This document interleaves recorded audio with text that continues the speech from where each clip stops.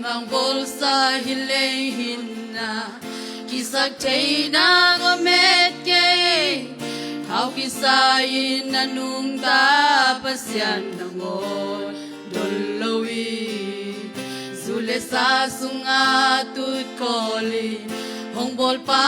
nagpaglauhan nanun na tag pen aki komie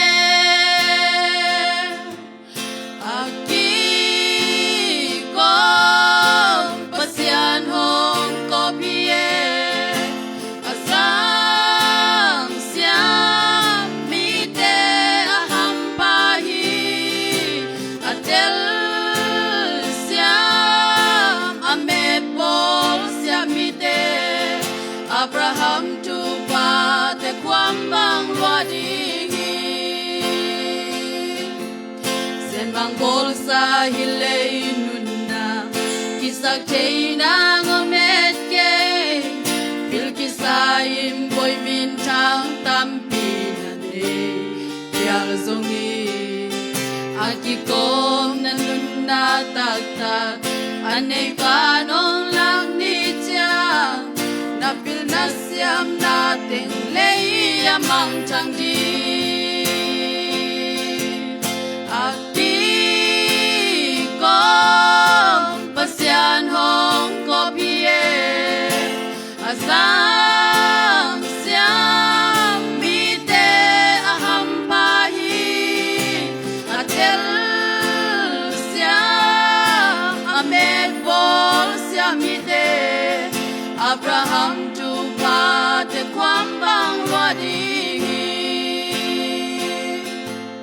Zong kisayin na lay nunna Zum na day na tuwag song Nanuntang na hang nay pasyan ahitang na tilnagle Zong inhawin om pial taleg Bilin hayin na omzong Apyang na kempewan na nung kimleldi Aki kong pasyan hong kopie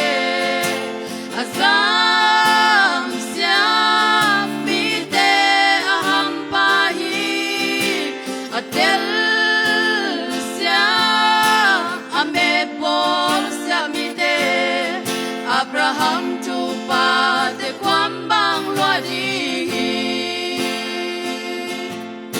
aki kong pasyan hong kopie